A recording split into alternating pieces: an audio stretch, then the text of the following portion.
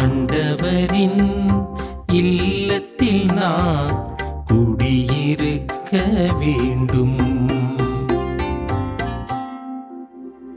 ஆண்டவரே என் ஒளி, அவரே என் மீட்பு.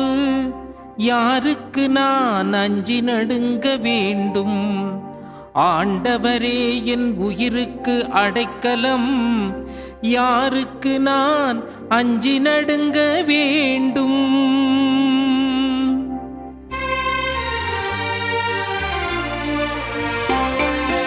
ஆண்டவரின் இல்லத்தில் நான் குடியிருக்க வேண்டும். ஆண்டவரின் இல்லத்தில் நான் குடியிருக்க வேண்டும். ஆண்டவர் இயேசு கிறிஸ்துவில் அன்பிற்குரிய சகோதர சகோதரிகளே, இன்றைய நாளிலே நாம் திருப்பாடல் 27 குறித்து நாம் சிந்தித்து பார்ப்போம். இந்த திருப்பாடல் 27 புகழ்ச்சியின் பாடலாக அமைந்திருக்கின்றது. தாவீது அரசர் அருமையான செய்திகளை இந்த திருப்பாடல் வழியாக நமக்கு கொடுக்கின்றார். இறைவனை புகழ்வதற்கான காரணம், இறைவனை புகழ்வதால் கிடைக்கின்ற பேர்வலன்கள், இறைவனுடைய பேரின்பை உணர்கின்ற தருணங்கள் என்று இந்த திருப்பாடலின் வரிகள் நம்மை ஆழமாய் அற்புதமாய் சிந்திக்க அழைப்பு விடுக்கின்றது. குறிப்பாக இந்த திருப்பாடலின் முதல் பகுதியை பார்க்கின்ற பொழுது திருப்பாடல் ஆசிரியர் தெளிவாய் கூறுகின்றார், தாவீதுக்கு இறைவன் மீது இருந்த பேரின்பை எடுத்து கூறுவதாக இந்த பகுதிகள் அமைந்திருக்கின்றது. முதல் இறைவசனம் இவ்வாறாக அமைந்திருக்கின்றது: ஆண்டவரே என் ஒளி, அவரே என் மீட்பு. யாருக்கு நான் அஞ்ச வேண்டும்? ஆண்டவரே என் உயிருக்கு அடைக்கலம் என்று கூறி தாவீதுடைய நம்பிக்கை அறிக்கையாக இந்த பகுதிகள் அமைந்திருக்கின்றது.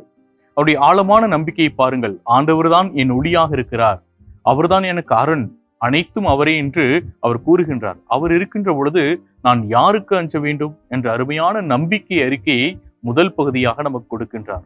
அது மட்டுமல்லாமல் தாவீது அரசர் திரும்ப கூறுகின்றார், ஆண்டவர் என்னோடு இருப்பதால் யாருக்கு நான் பயப்பட வேண்டும்? எதிரிகள் எனக்கு எதிராக எழுந்தாலும் ஆண்டவர் என்னோடு இருக்கின்றார். அருமையான இறைவசனம். எதிரிகள் எனக்கு எதிராக என்ன செய்ய முடியும்? அவர்கள் இடறி விழுவார்கள் என்று கூறுகின்றார். இதைதான் புனித தோமையாருடைய வாழ்க்கையில பார்க்கின்றோம். அவரோடு செல்வோம், அவரோடு மரிப்போம். காரணம், அவருக்கு இருந்த ஆழமான நம்பிக்கை.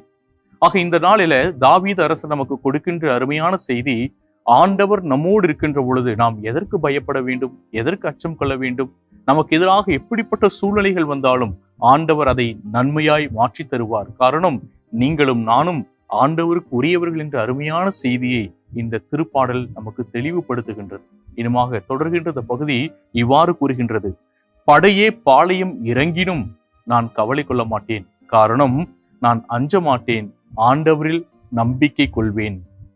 இந்த உலகத்தில் பல்வேறு நிலைகளில நம்ம சிறு சிறு பிரச்சனைகளை, துன்பங்களை கண்டு நாம் அச்சமடைகின்றோம். தாவீது அரசர் கூறுகின்றார், படைகள் எனக்கு எதிராக எப்படி வந்தாலும் எனக்கு பிரச்சனை இல்லை, எப்படிப்பட்ட படைகள் எனக்கு எதிராக வந்தாலும் எனக்கு கவலை இல்லை, நான் அச்சமடையேன், ஆண்டவரில் நம்பிக்கை கொள்வேன் என்று கூறுகின்றார். இந்த முதல் பகுதி தாவீது அரசுடைய நம்பிக்கை அறிக்கையாக அமைந்திருக்கின்றது. ஆகவே நமது வாழ்க்கையில் ஆண்டவர் மீது நமது நம்பிக்கையை அறிக்கையிடுகின்றோம். அந்த நம்பிக்கை நமது செயல்களாக, வாழ்க்கையாக மாறுகின்றதா?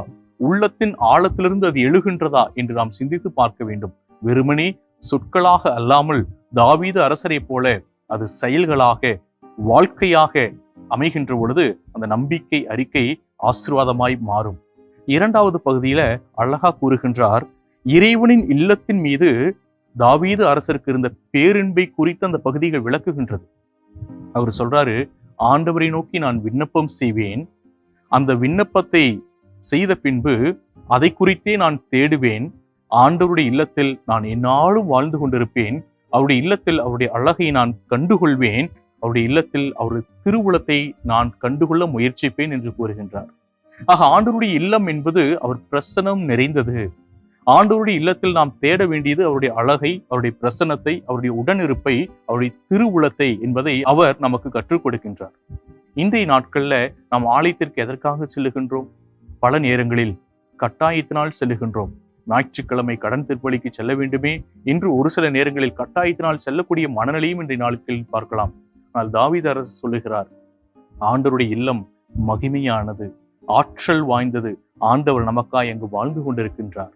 ஆண்டவரிடத்தில் சென்று விண்ணப்பம் செய்ய வேண்டும். அதையே நாம் முழு மனதோடு தேட வேண்டும். அவருடைய அழகை அந்த இல்லத்தில் நாம் காண வேண்டும். அவருடைய திருவுளத்தை அறிந்து கொள்ள நாம் முயற்சி செய்ய வேண்டும் என்று அழகான ஒரு அழைப்பை நமக்கு கொடுக்கின்றார். அடுத்ததாக நாம் பார்க்கின்றோம், இறைவனுடைய பராமரிப்பை எடுத்து கூறுகின்றார். இறைவனுடைய பராமரிப்பு எவ்வளவு அழகாக இருக்கின்றது. அவர் கூறுகின்றார், கேடு வரும் நாளில் நான் பயப்படவே மாட்டேன். காரணம், இறைவன் என்னை கூடாரத்துக்குள்ளாக வைத்து மறைத்துக் கொள்வார், ஒளித்து வைத்துக் கொள்வார், பாதுகாப்பார். எவ்வளவு அருமையான நம்பிக்கை அறிக்கையாக அமைந்திருக்கின்றது. ஆக துன்பங்கள் வருகின்ற பொழுது, பிரச்சனைகள் வருகின்ற பொழுது, நோய்களை சந்திக்கின்ற பொழுது, போராட்டங்களை சந்திக்கின்ற பொழுது இந்த திருப்பாடலின் வரிகளை நாம் நினைத்து பார்க்க அழைப்பு பெறுகின்றோம். எதிரிகள் எனக்கு எதிராக வருகின்ற பொழுது ஆண்டவர் என்னை பாதுகாப்பார் என்ற நம்பிக்கையில் நாம் வாழ அழைப்பு பெறுகின்றோம். அன்புக்குரியவர்களை, இறுதி பகுதியில் அவர் அழகாய் கூறுகின்றார், உள்ளத்தின் ஆவலை வெளிப்படுத்துகின்றார். ஆண்டவர் மீது இருக்கின்ற உள்ளத்தின் ஆவலை வெளிப்படுத்துகின்றார். எந்த அளவு என்றால், ஆண்டவருடைய முகத்தை நாடுவேன், அவர் என்னை விலக்கி விட மாட்டார், என்னை தள்ளிவிட மாட்டார், என்னை கைவிட மாட்டார். இன்னுமாக அவருடைய வழிகளை எனக்கு கற்பிப்பார், நலன்களையே காண செய்வார், வலிமையோடு நான் வாழ்வதற்கு ஆற்றலை கொடுப்பார் என்று கூறுகின்றார். ஆக இந்த திருப்பாடலின் வரிகள் நமது வாழ்க்கை பாடமாக அமைய இன்றைய நாளில் நாம் அழைப்பு பெறுகின்றோம். இந்த சிந்தனையோடு கூட நாம் ஜெபிப்போமா?